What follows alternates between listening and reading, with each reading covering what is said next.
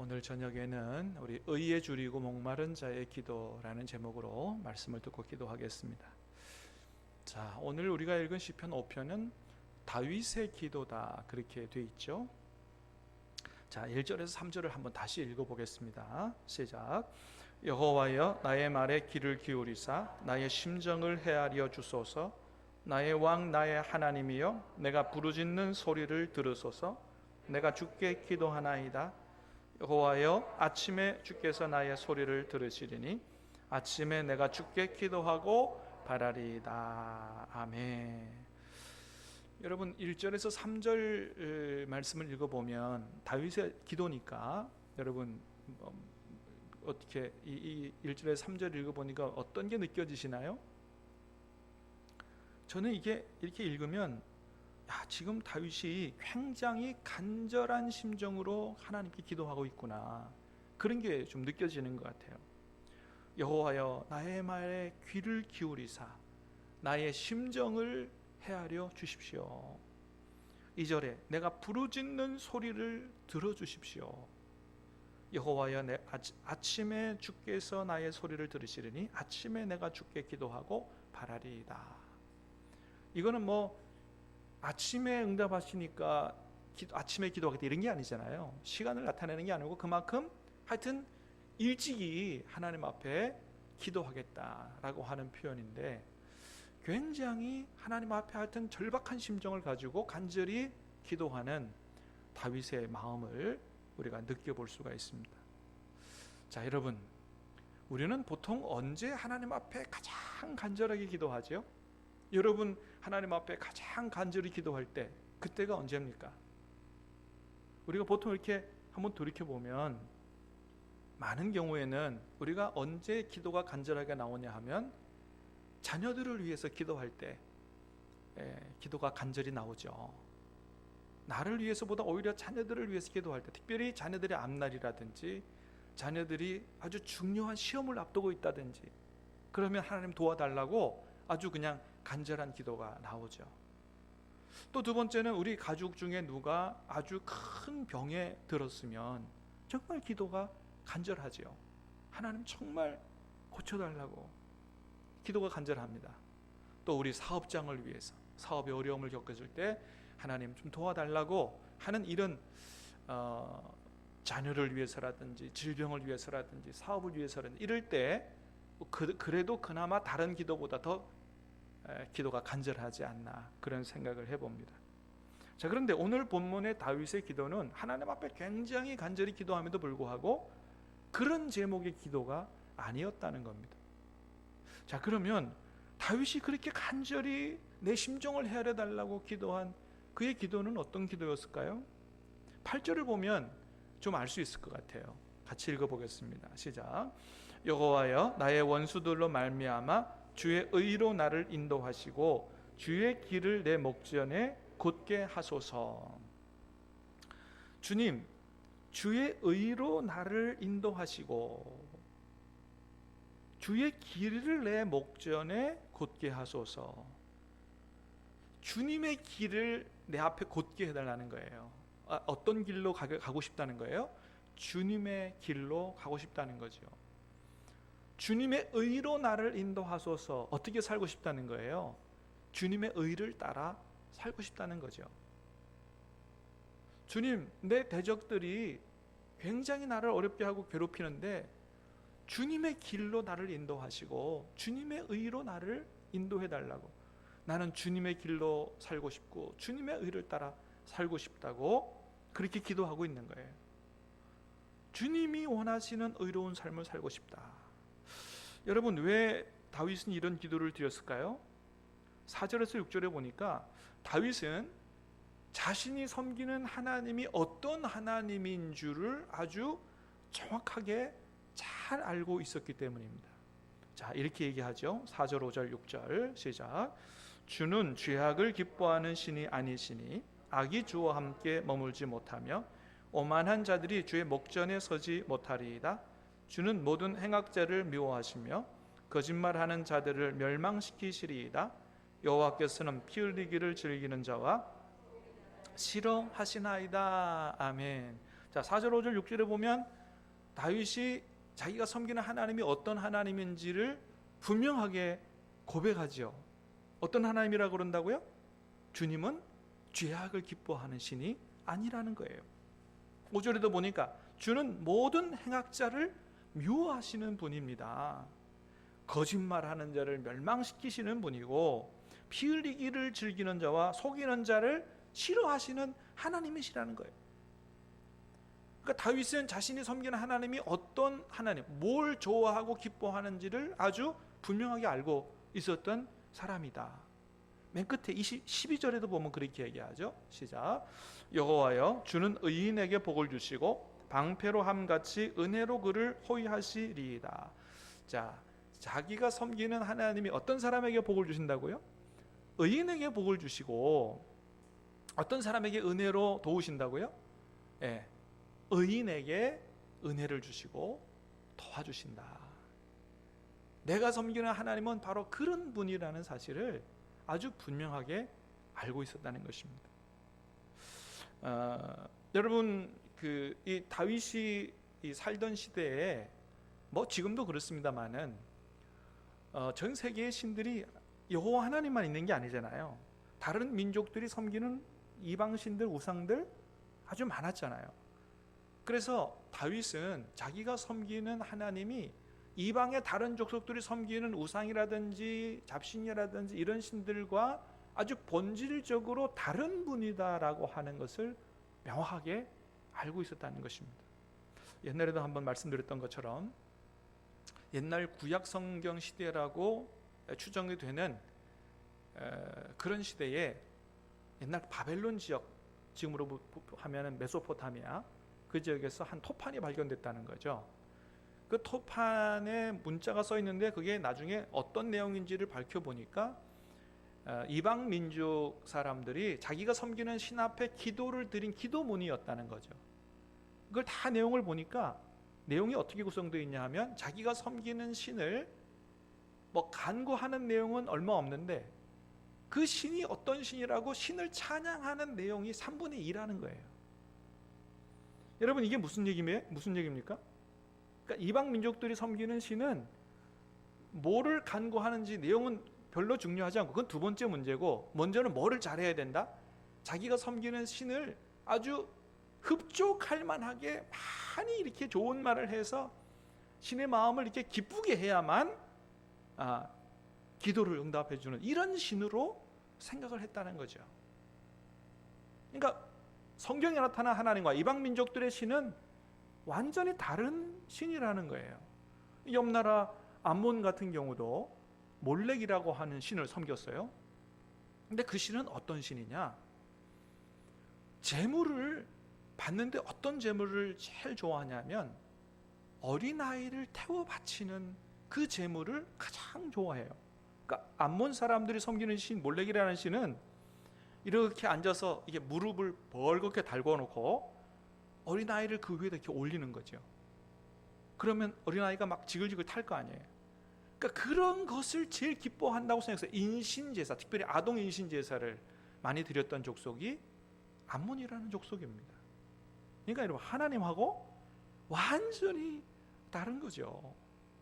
사랑하는 여러분, 저와 여러분이 섬기는 하나님이 어떤 하나님이신지를, 무엇을 제일 원하시는지를 확실히 깨달아 알게 되기를 주님의 이름으로 축복합니다. 다른 신들, 다른 사람들이 섬기는 자기 신을 다른 사람들이 섬기는 그런 우상을 섬기는 것처럼 하나님을 섬겨서는 안 된다는 거죠. 여러분, 뭐 오늘날도 그렇지 않습니까? 무당들이 섬기는 잡신들, 그런 잡신들을 보면 뭐라 그래요? 정성이 부족하면 점괘가 안 나온다는 거 아니겠어요? 그죠? 그래서 일단은 뭘 많이 하고 봐야 돼요? 무당한테 가가지고 뭔가 하나라도 좋은 소리를 들으려면 복채를 많이 내야 되는 거예요. 돈을 많이 주면 좋은 점괘가 나온다는 거 아니겠어요? 그러니까 하나님과 잡신들은 완전히 다르다. 여러분, 그래서 다윗은 하나님이 이방 민족들이 섬기는 신하고 완전히 다른 신인 것을 알았다는 건데, 여러분, 우리 하나님은 어떤 하나님이라고요? 그렇게 복채를 많이 요구하는 잡신들과 완전히 다른 분이다. 다시 말해서 우리가 하나님 앞에 제물만, 헌금만 많이 바치면 좋아하는 그런 하나님이 아니다라고 하는 거죠. 이사야 1장에 그 부분에 대해서 하나님이 아주 잘 말씀하시죠. 같이 한번 다시 읽어봅니다. 10절에서 13절 시작. 너희 소돔의 관원들아 여호와의 말씀을 들을지어다. 너희 고모라의 백성아 우리 하나님의 법에 귀를 기울일지어다. 여호와께서 말씀하시되 너희의 무수한 재물이 내게 무엇이 유익하뇨? 나는 수량의 번제와 살찐 짐승의 기름에 배불렀고 나는 수송아지나 어린 양이나 수렴소의 피를 기뻐하지 아니하노라. 너희가 내 앞에 보이러 오니 이것을 누가 너희에게 요구하였느냐? 내 마당만 밟을 뿐이니라. 헛된 재물을 다시 가져오지 말라. 월삭과 안식일과 대회로 모이는 것도 그러하니 성회와 아울러 악을 행하는 것을 내가 견디지 못하겠노라. 너희 소돔의 관원들아 고모라의 백성아 하나님의 법에 귀를 기울일지어다. 하나님의 말씀을 들을지어다. 여기 소돔의 관원들아 고모라의 백성은 소돔 고모라 백성에게 얘기하는 게 아니에요. 이스라엘 백성들에게 얘기하는 거예요. 이스라엘 백성들아 너희가 지금 하나님의 백성이 아니고 소돔과 고모라 백성처럼 됐다는 거예요. 그러면서 야단을 치시는 거죠. 너희의 무수한 재물이 내게 뭐가 유익하냐? 헛된 재물이다. 다시는 가져오지 마라. 월삭 안식일 대회로 모이는 예배도 마찬가지다. 왜 그렇게 말씀하세요? 그거 다 무수한 재물을 드리고 예배 안 빠지고 잘 지켜서 드리면 그저 하나님이 기뻐하셔서 막 복 주시는 그런 하나님인 줄 알았느냐는 거예요. 하나님 앞에 예배 드리는 것도 중요하고 헌금을 잘 드리는 것도 중요하지만 정말 하나님이 원하시는 것은 하나님의 말씀을 따라 순종하고 사는 것이다. 그거를 모른 채 돈 많이 벌어서 헌금 많이 드리면 좋아한다. 예배 안 빠지면 좋아한다. 이런 생각 가지고 그렇게 거기에는 충실하지만 하나님의 뜻을 따라 사는 데는 전혀 관심 없이 세상에 살면서 세상 사람들처럼 그렇게 살면 하나님께서 헛된 재물이라 그러시고 그런 예배는 안 받겠다고, 우리 하나님은 그런 하나님이다 라고 하는 것이죠. 잠언 6장에도 하나님이 싫어하시는 것 17가지가 있다 그랬어요. 같이 보겠습니다. 시작. 여호와께서 미워하시는 것 곧 그의 마음에 싫어하시는 것이 17가지니 곧 교만한 눈과 거짓된 혀와 무지한 자의 피를 흘리는 손과 악한 계교를 꾀하는 마음과 빨리 악으로 달려가는 발과 거짓을 말하는 망령된 증인과 및 형제 사이를 이간하는 자니라. 하나님이 이런 거 싫어하시는 분이라는 거예요. 여러분, 우리 하나님이 어떤 거 싫어하는지를 여러분 잘 우리 마음에 새기십시다. 교만한 거 싫어하고 거짓말하는 거 싫어하고 죄 없는 사람의 상에 해를 가하는 거 싫어하고 악한 꾀를 하는 거, 또 그런 마음을 갖는 거, 거짓말하는 증인, 형제 사이를 이간하는 거 너무너무 싫어하신다. 왜요? 우리 하나님은 선하신 분이요, 의로우신 분이요, 또 자비로우시고 거룩하신 하나님이시기 때문에 이런 것을 싫어하신다는 거예요. 그런데 다윗의 주변에는 이런 악을 행하는 사람들이 많았다는 겁니다. 자, 9절 시작. 그들의 입에 신실함이 없고 그들의 심중이 심히 약하며 그들의 목구멍은 열린 무덤 같고 그들의 혀로는 아첨 하나이다. 다윗 주변에 있는 사람들입니다. 그들의 입에 신실함이 없고 심중이 악하고 목구멍은 열린 무덤 같고 그들의 혀로는 아첨 하나이다. 하나님이 싫어하시는 이런 죄악을 행하는 사람들이 주변에 너무 많다는 거죠. 여러분, 우리 주변에 정말 의롭게 살려고 하는 사람보다 부정과 편법과 그저 입으로 행동으로 막 이렇게 악을 행하고 죄를 짓는 사람들이 많게 된다면 보통은 사람들이 어떻게 살게 됩니까? 그와 비슷하게 살게 되지요. 왜 그래요? 내 주변을 보니까 다 그렇게 살아. 나 혼자 그렇게 바르게 살려고 그러니까 이게 뭔가 소외감도 느끼고 때로는 내가 이렇게 나 혼자만 이렇게 사는 게 바보 같은 거 아니야? 예? 굉장히 나 혼자 올바르게 살고 정직하게 살려고 하는 거 손해보는 것 같고, 그렇게 살려다 보니까 손해보는 것 같으니까 다른 사람도 다 그렇게 사는데 뭐, 그러면서 그냥 그렇게 사는 경향이 있을 수 있잖아요. 그런데 다윗은 어떻게 했느냐? 주변에 그런 사람들이 많은데도 다윗은 어떻게 했느냐? 7절 말씀입니다. 시작. 오직 나는 주의 풍성한 사랑을 힘입어 주의 집에 들어가 주를 경외함으로 성전을 향하여 예배하리이다. 다윗은 얘기합니다. 그럼에도 불구하고 오직 나는 주를 경외함으로 성전을 향하여 예배하겠다고 말하고 있는 걸 보게 됩니다. 내 주위에 있는 사람들이 어떻게 살든지 간에 오직 나는 하나님을 경외하는 삶을 살겠다, 하나님 앞에 가서 예배하고 예배자의 삶을 살겠다고 그렇게 이야기하는 것을 보게 됩니다. 사랑하는 여러분, 저와 여러분도 이렇게 결단하고 이렇게 고백할 수 있게 되기를 주님의 이름으로 축복합니다. 세상 사람들이 그렇게 살아도 나는 하나님의 자녀고 나는 하나님의 백성이니 나는 주님을 경외함으로 예배자로 살겠습니다. 여러분, 하나님은 오늘도 이런 사람을 기뻐하시고 이런 사람을 찾으시는 줄로 믿습니다. 옛날에 남유다가 바벨론에게 멸망하기 전에 하나님이 유다에서 이런 사람을 찾으셨어요. 예레미야서 5장에 보니까 그랬어요. 같이 읽어보겠습니다. 시작. 너희는 예루살렘 거리로 빨리 다니며 그 넓은 거리에서 찾아보고 알라. 너희가 만일 정의를 행하며 진리를 구하는 자를 한 사람이라도 찾으면 내가 이 성읍을 용서하리라. 하나님의 말씀입니다. 예레미야서니까 남유다가 멸망하기 얼마 전이에요. 하나님께서 어떻게든 이 남유다를 살려보려고 정말로 정의를 행하고 진리를 구하는, 정말 하나님의 뜻대로 살고 싶어하는 사람을 찾아보셨다는 거죠. 그런데 없더라는 거예요. 다른 사람도 다 그래 사는데 뭐 다 그렇게 해서 죄와 악으로 치닫고 살았다는 거죠. 그래서 결국 남유다는 정말 하나님 앞에 의롭게 살고자 하는 한 사람이 없어서 망했다는 것입니다. 하나님이 그 한 사람을 찾으면 용서하시겠다고 그랬는데 그 한 사람이 없었다는 거죠. 정말 다윗처럼 모두가 다 그렇게 살아도 오직 나는 하나님을 경외하는 마음으로 살겠습니다라고 했던 사람이 없었다는 거죠. 그래서 망했다는 것입니다. 여러분, 우리가 잘 아는 것처럼 미국의 수많은 대통령 가운데 그래도 미국인들로부터 가장 존경을 받는 대통령 하나를 꼽으라면 단연 제16대 에이브리엄 링컨 대통령을 아마 꼽을 것입니다. 링컨 대통령은 노예 해방, 그죠? 전쟁으로 유명한 그런 대통령이죠. 남북 전쟁이, 노예 해방 전쟁이 얼마나 힘들었던지 기록에 보면 링컨 대통령이 83kg에서 몸무게 57kg까지 빠졌다 그래요. 너무너무 힘들었다는 거죠.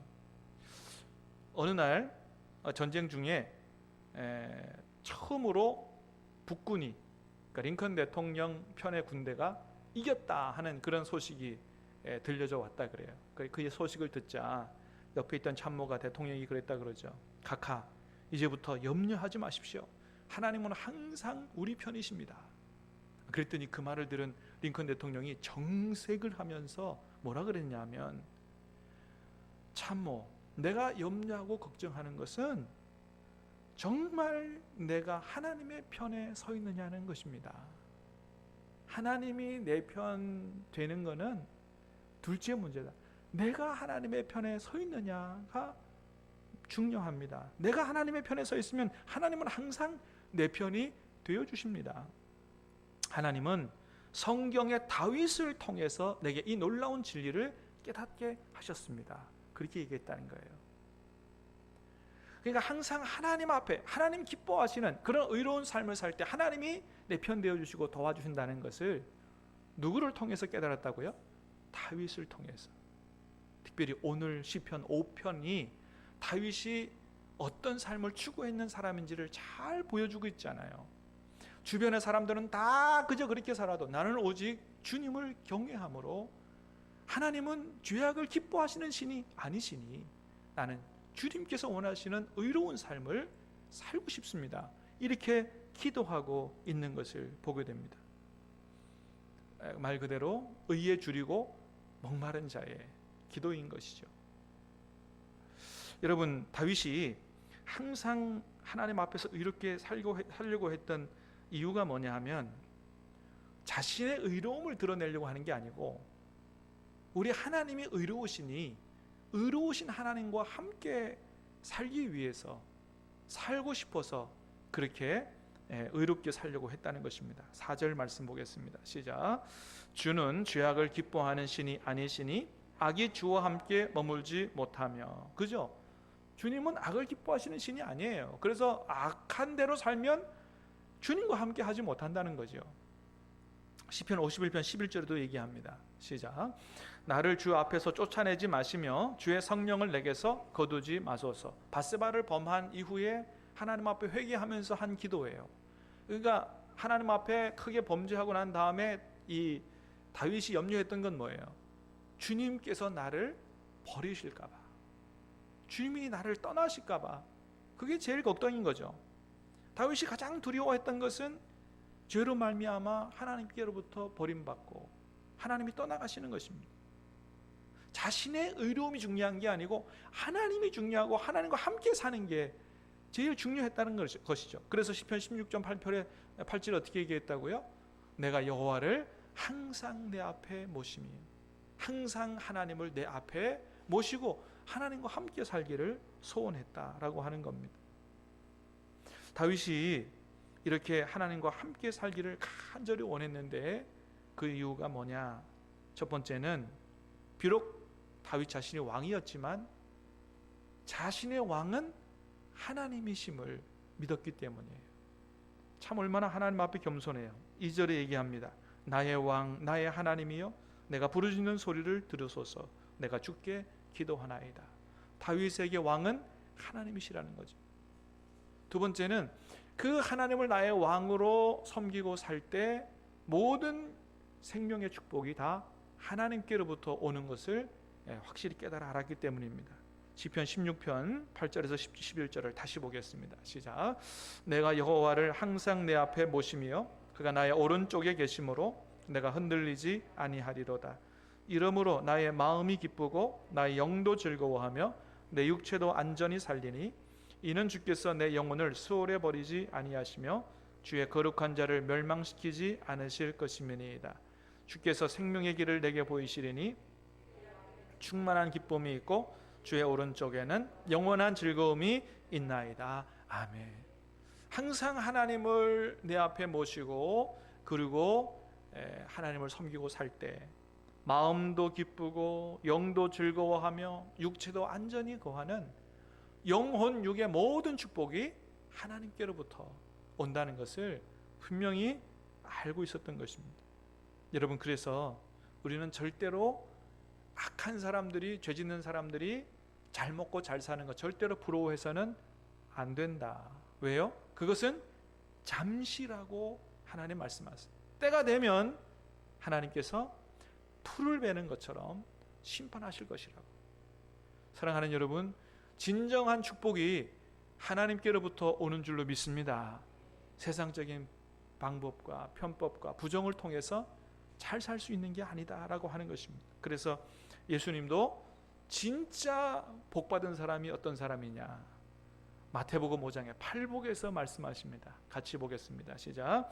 의에 줄이고 목마른 자는 복이 있나니 그들이 배부를 것이며. 진짜 복 있는 사람이 어떤 사람이에요? 의에 줄이고 목마른 사람이다. 사랑하는 여러분, 오늘 우리 안에 정말로 하나님의 뜻대로 살고 싶어하는 마음이 충만하게 임할 수 있게 되기를 주님의 이름으로 축복합니다. 그래서 의에 줄이고 목마른 다윗 같은 기도를 하나님이 가장 기뻐하시고 또 그렇게 사는 사람을 하나님께서 가장 기뻐하시고 축복하신다는 사실을 기억하고 우리도 이렇게 살 수 있게 되기를 주님의 이름으로 축복합니다.